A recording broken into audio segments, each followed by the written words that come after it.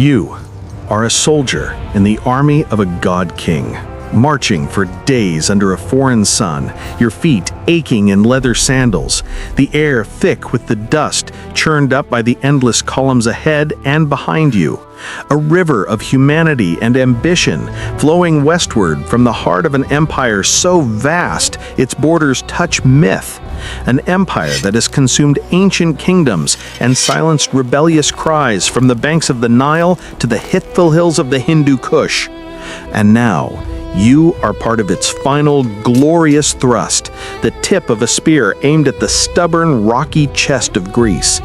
A place your commanders speak of with scorn, a patchwork of squabbling tribes who dare to defy the great king, Xerxes, son of Darius, the king of kings, the ruler whose very word bends the physical world, who had the waters of the Hellespont whipped for their defiance.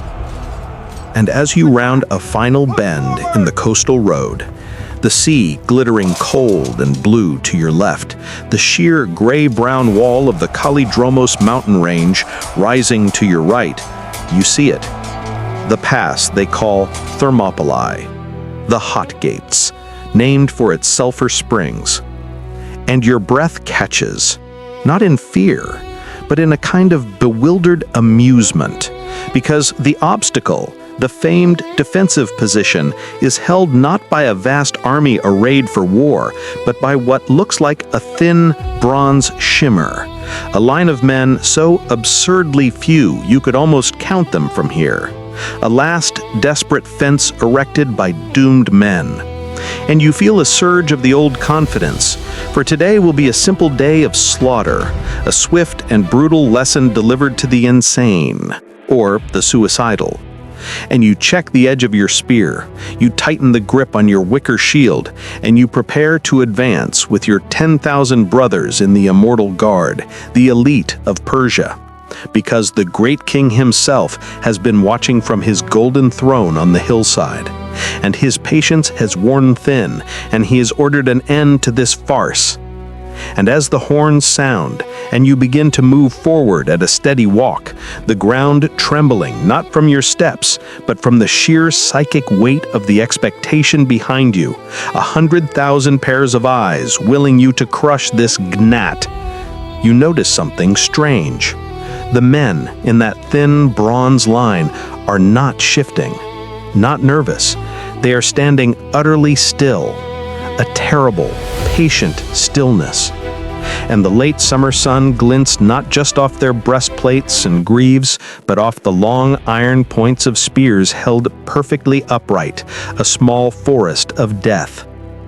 And as you close the distance, now at a jog, the battle cries of your comrades beginning to fill the air, you see their shields. Not the light, flexible things you carry, but massive, round, concave bowls of wood and bronze, each overlapping the next, creating a wall without seam or weakness. And then, just before impact, there is a sound you've never heard in all your campaigns from Babylon to Ionia, a deep, unison chant, a hymn to death that is also a promise. And the forest of spear points tilts forward as one, a single, mechanical, horrifying motion. And in that last fraction of a second, you understand. This was never a battle you were walking into. It was a physics experiment, and you are about to become its most disposable data point. And this, right here, is the explosive, visceral, and deliberately simplified heartbeat of a legend that has burned for 2,500 years. The story of 300 Spartans facing 1,000,000 Persians. A tale of impossible valor that has been told and retold until its edges are smooth, its complexities sanded away, leaving a perfect, shiny monument to courage. But I'm here to tell you that the real story of Thermopylae, the one buried under the bronze and the blood and the propaganda, is infinitely more fascinating, more strategic, and more human than the myth. This is not a story about 300 men. It's a story about 7,000. It's not a story about a faceless horde. It's a story about the most sophisticated military machine the world had yet seen, led by one of history's most complex emperors. It's a story of geological luck, of a catastrophic betrayal, of political maneuvering as sharp as any Spartan sword, and of a sacrifice whose true purpose was not to win a battle, but to win a war. To forge a symbol so potent it would unite a fractured civilization and change the course of history. So, strap in. We're going to peel back the layers of Hollywood gloss and ancient spin. We're going to march in the sandals of every side. We're going to understand not just what happened in those 3 days in 480 BC, but why it happened, and how a few thousand men in a narrow pass created an echo that still defines our very ideas of freedom, sacrifice, and the power of a last stand. Our story begins not at the pass, but in the swirling, paranoid, and opulent court of the Persian Empire in Susa, years earlier, where a young king, Xerxes, inherits not just a throne, but a festering wound to his family's pride, the defeat of his father, Darius, at a combined Greek force at the Battle of Marathon a decade before. This wasn't just a military loss, it was a cosmic insult. The Persian Empire was, in its own eyes, and in the reality of the ancient world, the pinnacle of human order, a divine mandate manifest on earth. The Greek victory was a crack in that reality, a defiance that could not stand, lest other subject nations get ideas. So, Xerxes, a man portrayed by the Greeks as a decadent tyrant, but in truth a meticulous planner and logistician on a scale never before attempted, dedicates years to preparing the corrective. This isn't just raising an army, it's an act of continental engineering. He has a pontoon bridge of boats constructed across the Hellespont, the modern-day Dardanelles, a feat that prompts the famous and likely apocryphal story of him whipping the sea when a storm destroys the first attempt. A perfect metaphor for the Persian worldview. Nature itself must bow to the King of Kings.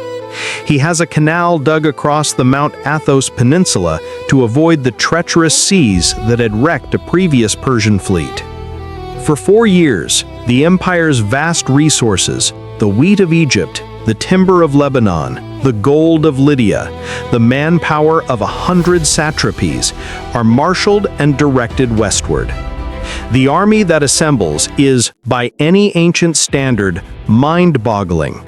The Greek historian Herodotus, our primary but often theatrical source, gives us numbers straight out of fantasy.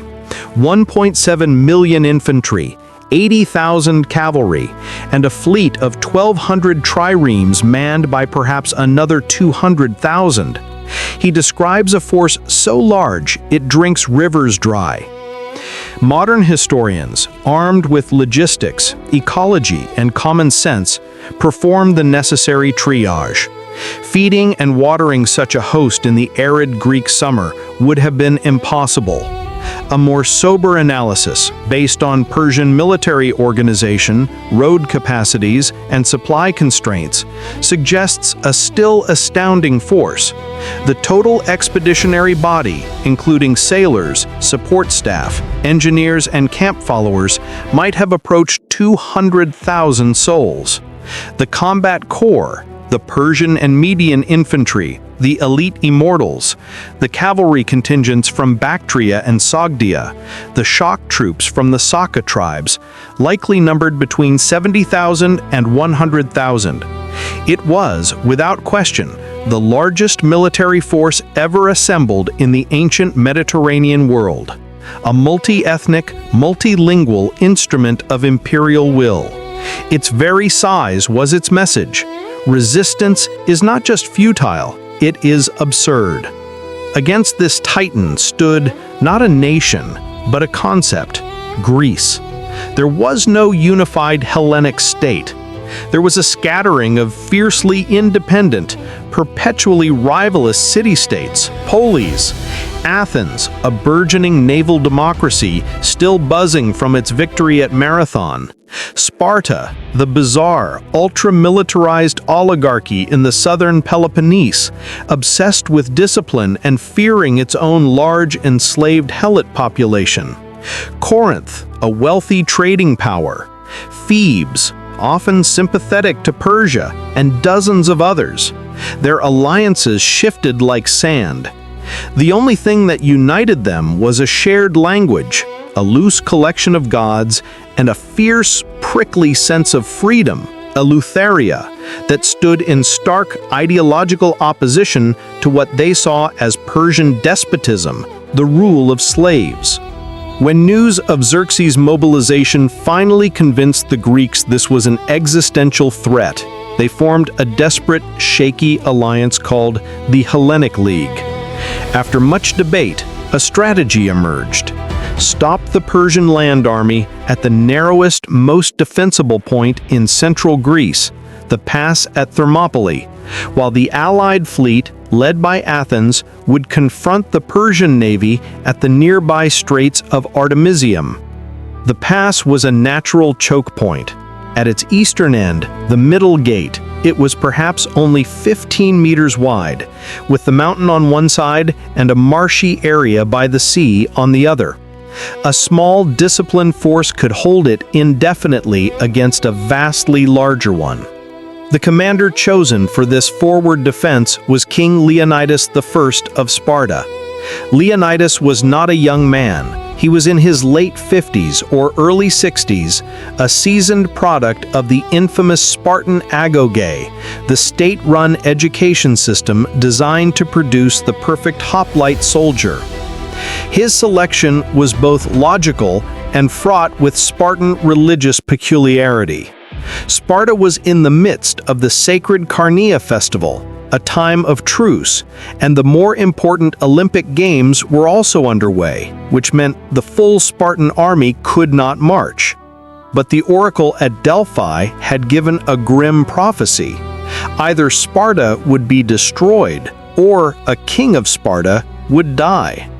Leonidas, perhaps interpreting this fatalistically, perhaps acting with cold strategic calculation, took with him not the army, but his personal bodyguard of 300 Spartiates, full Spartan citizen soldiers, each with at least one living son to continue their lineage. This was not a suicide squad. It was a politically acceptable advance guard sent to hold the pass until the festivals ended and the main Spartan army could reinforce them. But Leonidas did not march north with just 300 men. This is the first and most crucial correction to the myth. His total force was a coalition of roughly 7,000 hoplites from across the Peloponnese and central Greece. 300 Spartiates, perhaps 1,000 Lacedaemonians, 500 from Tegea, 500 from Mantinea, 120 from Arcadian Orchomenos, 1,000 from the rest of Arcadia, 400 from Corinth, 200 from Phlius, 80 from Mycenae, 700 from Thespiae, and 400 from Thebes. The Thebans' loyalty was suspect, and they may have been sent as hostages to ensure their city's compliance. This force also included hundreds, if not thousands, of Helots, the enslaved population of Messenia that underpinned the Spartan economy, who served as light infantry, armor bearers, and support. So the image is not of 300 lonely heroes, but of a substantial allied army with the 300 Spartans as the iron core, the professional elite around whom the defense would pivot. Leonidas chose his ground masterfully. He repaired an old wall built by the Phocians at the narrowest part of the pass and settled his men to wait. When the Persian advance scouts arrived, they reported back to Xerxes the size and nature of the Greek force. Xerxes, confident to the point of arrogance, waited 4 days, assuming the Greeks would see the scale of his host and flee. They did not. On the 5th day, his patience expired. The battle began not with a cinematic charge, but with a systematic application of force. Xerxes first sent in his Median and Kissian troops. These were good infantry, but they were not equipped or trained for the specific brutal puzzle of the hoplite phalanx in a narrow space. The Greek formation was a masterpiece of defensive engineering. The hoplites stood in close order, usually 8 ranks deep. Their large concave shields, ospides, overlapped, creating a near impenetrable wall. From behind this wall, the front ranks thrust their long, heavy spears, dory, over 9 feet in length. In the wide-open plains of Asia, Persian tactics relied on archery to soften up enemies, followed by charges of lighter infantry and cavalry. Here, at Thermopylae, there was no room for cavalry, no space for flanking maneuvers. It was a frontal assault into a meat grinder. The Medians and Kissians advanced, but they could not break the shield wall. Their shorter spears couldn't reach the Greeks before the Greek spears found them. They fought bravely, Herodotus tells us, but died in great numbers, falling into the sea or piling up in the pass. The Spartans in particular employed a tactic of feigned retreat. They would turn and flee in apparent disorder, luring the eager Persians into a pursuit, only to suddenly wheel about in perfect formation and cut them down. It was a brutal demonstration of discipline versus numbers. From his throne, Xerxes watched, reportedly leaping up 3 times in anguish. He next committed his elite, the 10,000 immortals, so called because their number was always kept constant. These were Persia's best, the royal guard. Surely they would break this stubborn line. But the result was the same, only worse. The immortals, for all their elite status, were not heavy infantry. They fought with shorter spears, wicker shields, and bows. In the crush of the phalanx, their skill was neutralized. The confined space nullified their numerical advantage, turning their charge into a deadly traffic jam. The Spartans and their allies, rotating fresh men from the rear ranks to the front, fought with grim mechanical efficiency. The pass became a charnel house. At the end of the first day, the Persian dead numbered in the thousands. The Greek line held with minimal losses. The psychological impact was seismic. The invincible imperial army had been bloodied and stopped dead by a fraction of its size. That night, as the Greeks tended to wounds and sharpened broken spears, a storm raged at sea, damaging both fleets battling at Artemisium. On land, the pattern repeated on the second day. Xerxes threw fresh regiments into the grinder, perhaps troops from other satrapies, each hoping to gain the king's favor. Each was repulsed with heavy losses. The Greek coalition, buoyed by success, fought with even greater confidence.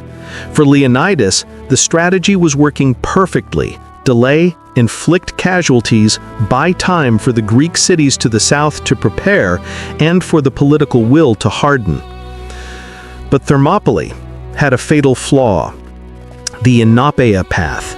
This was a mountain trail that led over the Kallidromos range and emerged behind the Greek position. Leonidas was aware of it. He had stationed 1,000 Phocian hoplites from a local city to guard it. They were there not to hold it against the entire Persian army, but to give warning. This was the gamble. The fate of Greece now rested on the vigilance and resolve of these 1,000 men from central Greece. Enter Ephialtes. Not a monster, but a man, a local Malian Greek, perhaps a shepherd or a farmer who knew the mountains. For reasons lost to time, Herodotus says, for the promise of great wealth, he went to Xerxes and revealed the details of the Anopaia path. Xerxes acted swiftly. As dusk fell on the second day, he dispatched Hydarnes with a strong force of the immortals to follow Ephialtes on a night march. They moved in silence, under a moonless sky or one obscured by cloud. Meanwhile, in the Greek camp, deserters and scouts brought warnings.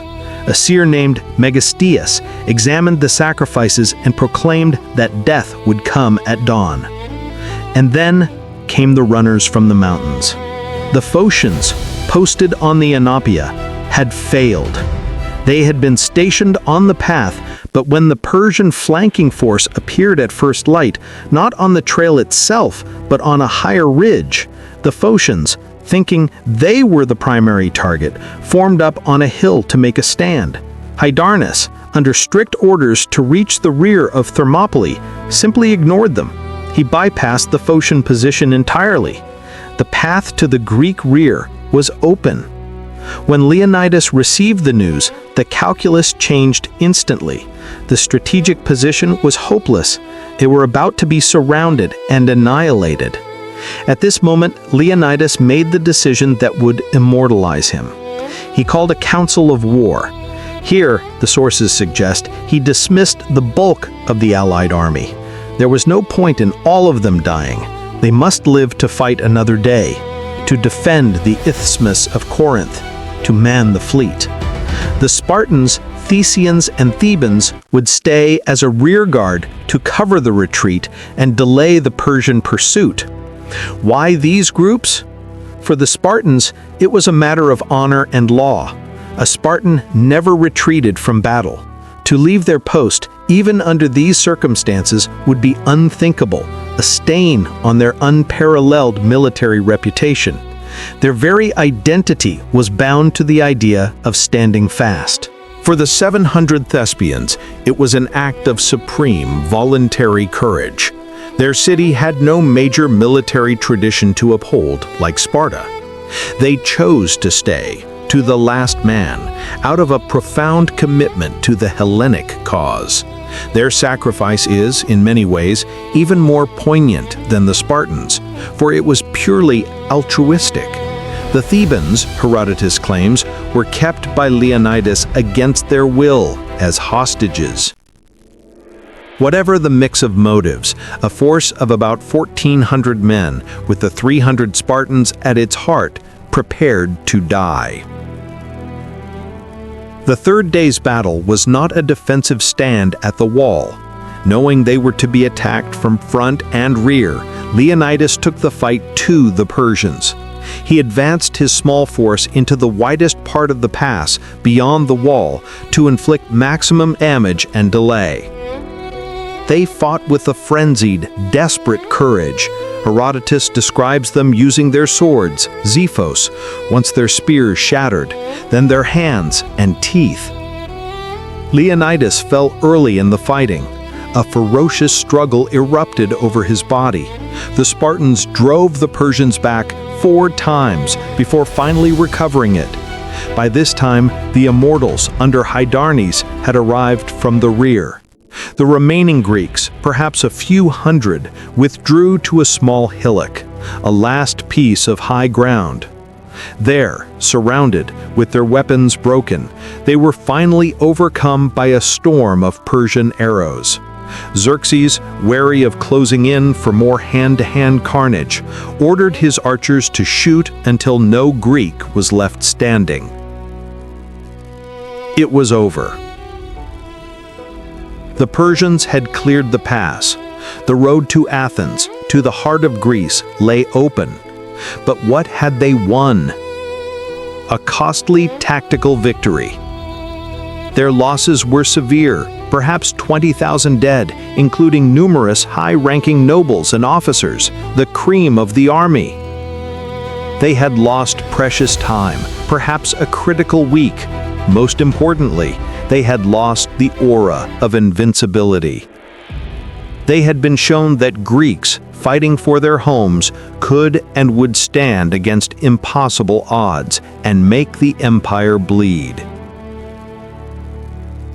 The strategic and psychological victory belonged to the Greeks. The story of the last stand, carried south by the surviving allies, became a wildfire. It was a propaganda gift of incalculable value. The Spartans, masters of myth-making, honed the story. They focused on their 300 citizen warriors, erasing the helots and downplaying the other allies to craft a pristine legend of perfect sacrifice. The Persian numbers were inflated into millions to make the feat godlike. Thermopylae became not a defeat, but a symbol, a lesson in the power of free men over slaves. It steeled Greek resolve for the naval battle in Salamis, where the Athenian fleet would cripple Xerxes' navy, and for the final land battle at Plataea the next year, where a united Greek army would destroy the Persian invasion for good. The real story of Thermopylae, then, is not 300 versus 100,000. It is about a coalition of 7,000, leveraging geography, discipline, and alliance politics to perform a masterful delaying action.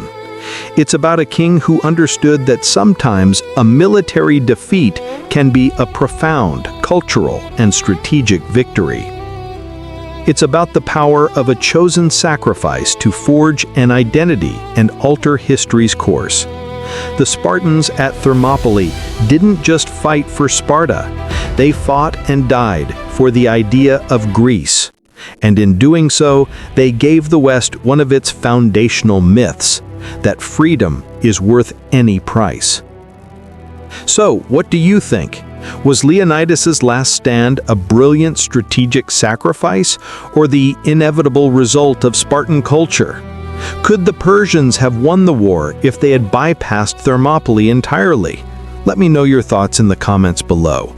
And if you want to dive deeper into the gritty reality behind history's greatest myths, hit that subscribe button and ring the notification bell, because we're just getting started. Thanks for watching.